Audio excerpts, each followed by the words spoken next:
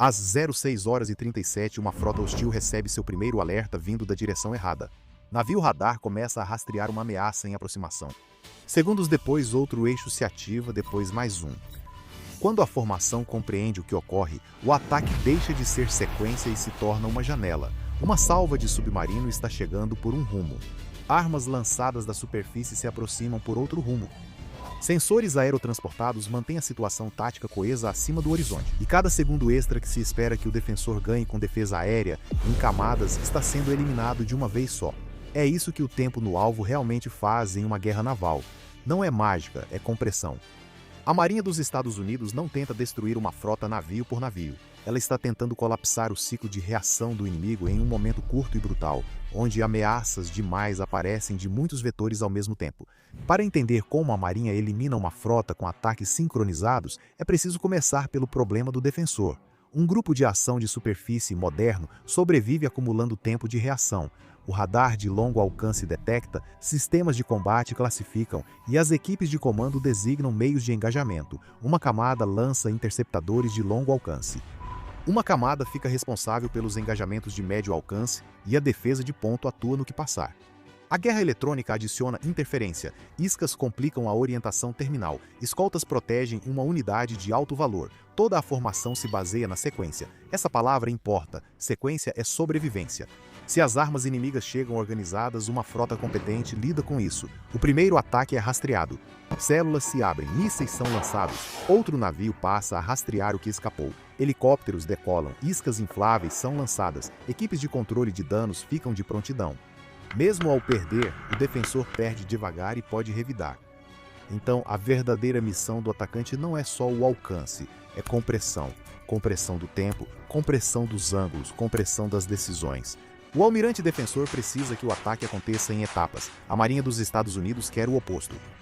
Ela quer que o quadro tático colapse em um momento curto e brutal, onde ameaças demais aparecem de muitos vetores ao mesmo tempo. Por isso, a antiga imagem da guerra naval com cruzadores trocando tiros além do horizonte acabou. Um ataque real de uma frota dos Estados Unidos seria uma rede de ataque interligada. Batedores, nós de retransmissão, submarinos, destroyers, aeronaves e sensores externos, todos trabalhando na mesma geometria. Então, quem atira não precisa ser o sensor, e o sensor não precisa ser quem atira. O Militarycom explicou de forma direta a lógica do controle integrado de fogo naval contra alvos aéreos.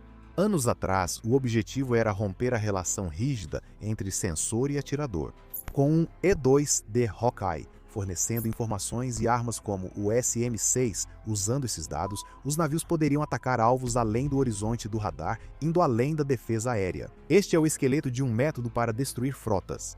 Quando a Marinha aprende a separar detecção de disparo, deixa de lutar em linha e passa a agir como uma rede de disparo distribuída. Agora, inclua a geografia. Imagine uma frota hostil tentando manter uma aproximação direta, uma passagem entre cadeias de ilhas ou um entroncamento de rotas marítimas. Ela conta com a dispersão, conta com o emaranhado das ilhas, com o tráfego civil, com o clima e com o horizonte do radar. Para deter o ataque americano, ela aposta que mísseis vindos de uma direção podem ser combatidos por um setor de cada vez. Essa ideia está se tornando frágil. O plano de ataque dos Estados Unidos envolve submarinos ocultos, destroyers bem fora do eixo e aeronaves de porta-aviões, ampliando o quadro de alvos para além do alcance de um radar de navio. Isso é antes do primeiro lançamento. Fase 1, construir a cortina de reconhecimento antes da cortina de mísseis. Uma frota não é eliminada só por lançadores, mas por enxergar claramente. No ataque sincronizado, o primeiro passo é estabilizar o quadro. Para onde a formação inimiga realmente vai? Qual navio é o nó de defesa aérea? Qual navio é o navio de comando? Qual escolta tem o melhor radar? Qual contato é real? Qual contato é apenas isca ou interferência? É aqui que o I-2 de Hawkeye faz tanta diferença. O site Militarycom o chamou de o avião por trás dos aviões, o primeiro a decolar e o último a pousar nas operações de porta-aviões. Essa descrição está correta, certo? O Hawkeye não é glamuroso, mas isso não importa. Sua função é controlar o quadro aéreo e de superfície tempo suficiente para que os outros tomem boas decisões. Em um ataque de frota, o Hawkeye atua como controlador de tráfego aéreo, ampliando a cobertura de radar para além do horizonte e prevenindo conflitos entre aeronaves aliadas. Ele precisa manter o rastreamento quando a interferência do mar, o clima e ataques eletrônicos tornam o campo de batalha caótico. mas o Hawkeye não está sozinho. Um submarino pode já estar dentro da anel externo de defesa do inimigo, rastreando passivamente hélices, marcações e mudanças de formação. Uma PAA ou meio ISR de teatro pode ampliar a área. Caças do porta-aviões podem avançar como sensores, não só como plataformas de bombas. Navios de superfície mantêm emissões baixas ao obter dados de outros locais, algo que espectadores casuais não notam. O ataque não começa com o lançamento dos mísseis, mas quando os americanos consideram o rastreamento suficiente para usar armas caras contra navios em movimento. Esse padrão é implacável porque uma frota em movimento não é um depósito e não ficará parada esperando o cronograma de um ataque terrestre. Se a cadeia de direcionamento for fraca, a salva se torna uma demonstração de confiança muito cara, em vez de uma eliminação. Então, a primeira fase é sobre certeza, não certeza absoluta. A guerra naval quase nunca oferece isso, mas confiança suficiente para que várias plataformas de lançamento americanas possam operar com base na mesma verdade tática. Com um quadro estável, o planejador do ataque inicia cálculos complexos. Qual a distância do submarino até a área de lançamento? Quanto tempo um míssil de cruzeiro leva voando rente ao mar e quanto tempo uma arma mais rápida, vindo de outro eixo, demora? Quanto tempo até as aeronaves do porta-aviões alcançarem a distância de lançamento? Quanto tempo o inimigo pode manter o curso antes da solução ficar obsoleta? Qual o atraso máximo suportado pelo plano? E se uma plataforma de lançamento precisar mudar de posição ou um contato for reclassificado? Aqui o conceito de tempo no alvo deixa de ser cinematográfico e se torna a segunda fase da engenharia. Faça o inimigo se defender de todas as direções ao mesmo tempo. Quando a situação estiver clara, o próximo passo é a geometria. O comandante de defesa aérea de frota concentra radar, energia e tempo dos interceptadores na direção de maior risco. Ele busca um ataque principal, direção previsível e sequência para manter a estoque de mísseis. A resposta dos Estados Unidos é negar esse conforto. Submarino ao sul, um par de contratorpedeiros a leste e aeronaves do porta-aviões se aproximando em arco amplo. Talvez outro navio de superfície fora do setor previsto pelo inimigo, iscas, ataque eletrônico ou controle de emissões. As plataformas de lançamento são mais difíceis de classificar até que as armas estejam em movimento. Não é apenas uma questão de surpresa, mas de obrigar o defensor a dividir a atenção.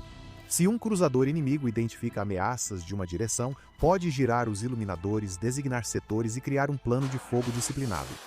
Se o mesmo cruzador precisar lidar com ameaças chegando por vetores escalonados, a calma se perde. Sistemas de combate podem ser eficazes, mas prejudicados pela geometria, e a Marinha dos Estados Unidos desenvolve armas que exploram isso. A Naval News informou que a modernização do Tomahawk Block 5 melhorou a navegação e as comunicações, enquanto a variante Maritime Strike Block 5 adicionou um sensor de busca para atingir alvos móveis no mar. Isso é importante porque a antiga separação entre míssil de cruzeiro de ataque terrestre e míssil de ataque naval foi enfraquecida. Uma arma lançada longe do alvo pode se manter relevante durante todo o engajamento se a cadeia de engajamento seguir conectada, o que é um pesadelo para o comandante de frota. Ele não se defende só do que vê no horizonte local, mas também de armas lançadas por navios e submarinos fora desse alcance. Tempo para chegar depois que os atacantes usaram sensores externos para moldar a geometria. Depois, ao segundo problema, saturação pela combinação desigual de ameaças. Armas diferentes não viajam da mesma forma. Algumas ficam baixas, outras avançam mais rápido, algumas chegam por direções inesperadas. Algumas servem para matar, outras para fazer o defensor gastar tempo de radar, mísseis, esforço de interferência e atenção do comando no problema errado.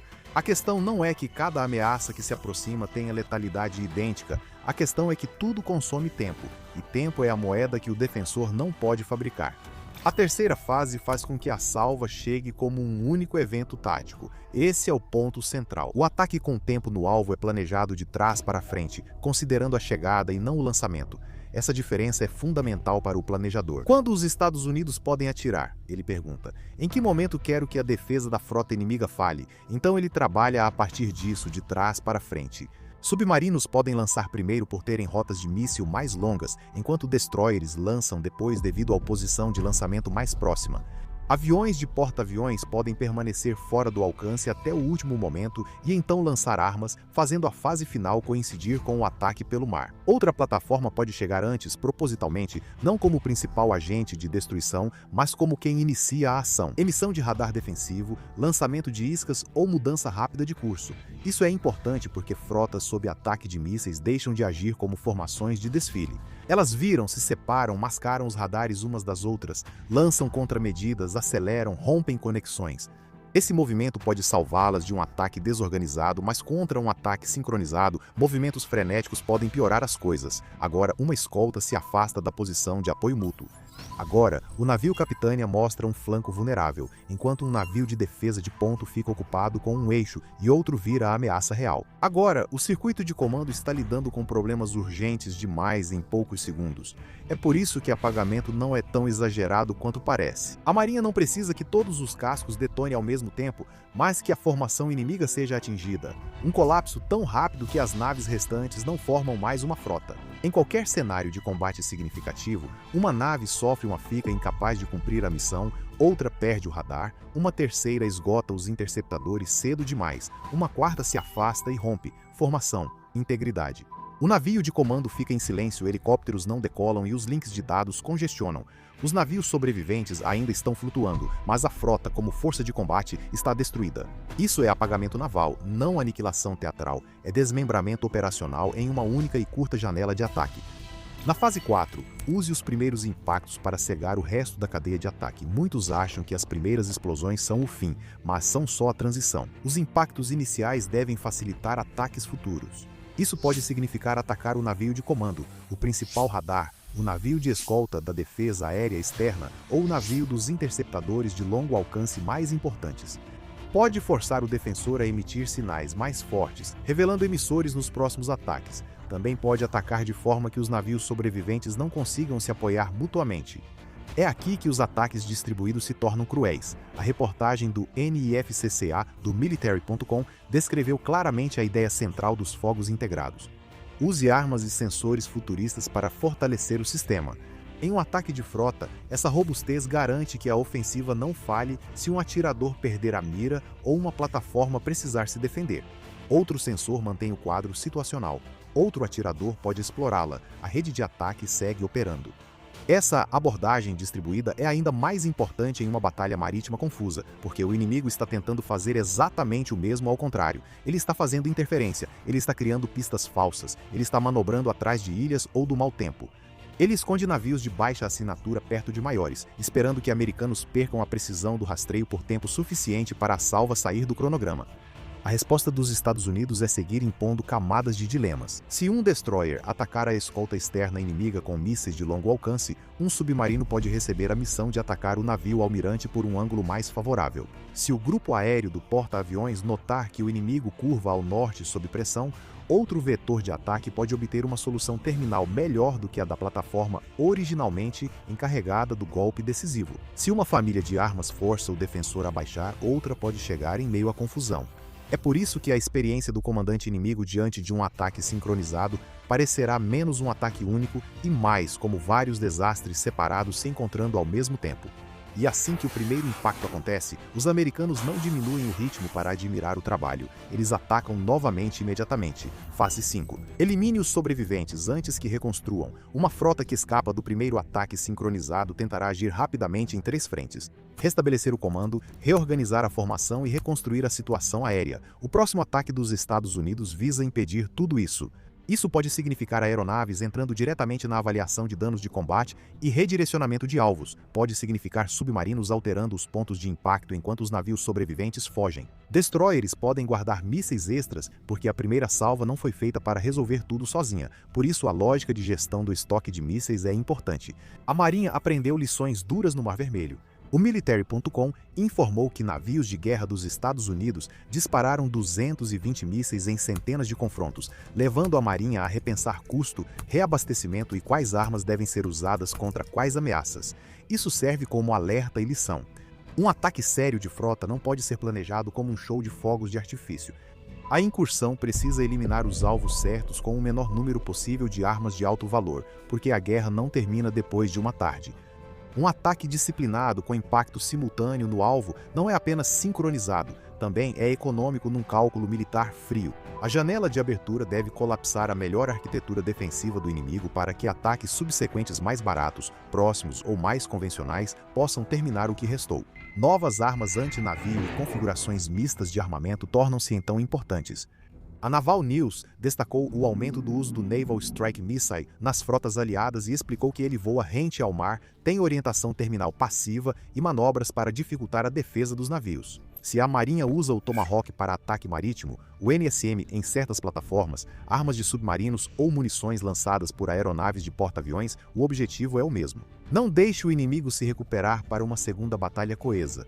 Destrua a frota antes que ela volte a ser uma frota. Se isso funcionar, as consequências serão feias e rápidas. O almirante-alvo pode ainda ter navios flutuando, ele pode até ainda ter mísseis em algumas células, mas a formação já não está mais fazendo o que as frotas foram feitas para fazer. Gerar poder de combate organizado entre vários navios. Um navio em chamas já não contribui com sensores, outro se afasta em controle de avarias, outro usou demais seu arsenal defensivo para seguir na linha de frente.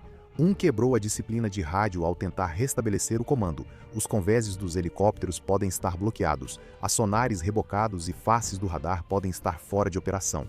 A força agora está sobrevivendo, não lutando. Essa distinção decide campanhas. Uma vez que a frota inimiga perde defesa aérea coerente e comando, a Marinha dos Estados Unidos ganha espaço para comboios e para os porta-aviões operarem com mais liberdade. Espaço para navios anfíbios se aproximarem depois, em melhores condições. Espaço para submarinos caçarem sobreviventes em vez de desviar de escoltas intactas. O choque estratégico ocorre de imediato. Uma frota que pensava poder ameaçar um estreito, isolar uma cadeia de ilhas ou disputar o controle do mar passa a servir de advertência para outros comandantes na região. O tráfego mercante, as marinhas aliadas e a liderança política reagem. O mapa marítimo muda em horas, não em semanas. É por isso que ataques sincronizados importam mais do que o número bruto de mísseis disparados. O volume impressiona, a compressão é decisiva. A próxima guerra naval não favorecerá quem tiver o slide de ordem de batalha mais bonito. Ela vai premiar quem localizar, classificar, repassar e atacar mais rápido do que o outro processa o que ocorre. Esse é o real sentido de tempo no alvo no mar. Não se trata só de mísseis chegando no tempo certo, mas de uma guerra por rapidez na decisão. Uma marinha que integra Hawkeyes, submarinos, destroyers, sensores externos e armas de longo alcance em um único sistema de disparo não está apenas aumentando seu alcance. Está atacando a capacidade da frota inimiga de continuar sendo um sistema. Isso importa no teatro de operações de Taiwan, importa no Mar das Filipinas, importa no Mar da Arábia. Importa onde o inimigo espera que a geografia, a dispersão ou a defesa em camadas dos navios garantam tempo para sobreviver até o fim do dia. Se os americanos mantiverem a kill web intacta, as principais vantagens do defensor começam a desaparecer. O horizonte do radar é menos confiável, o apoio mútuo menos estável e a dispersão menos segura. Cada minuto extra que uma frota acha ter é tomado antes do primeiro míssil chegar. Isso deveria preocupar qualquer marinha rival. A Marinha dos Estados Unidos não precisa afundar todos os navios na primeira salva. Basta uma janela sincronizada para transformar uma frota em destroços, confusão e sobreviventes dispersos. Depois disso, só resta a limpeza. Uma marinha que sincroniza operações no oceano luta não só com força, mas com inteligência. Se quiser mais análises táticas, inscreva-se e acompanhe. Muito mais vem aí.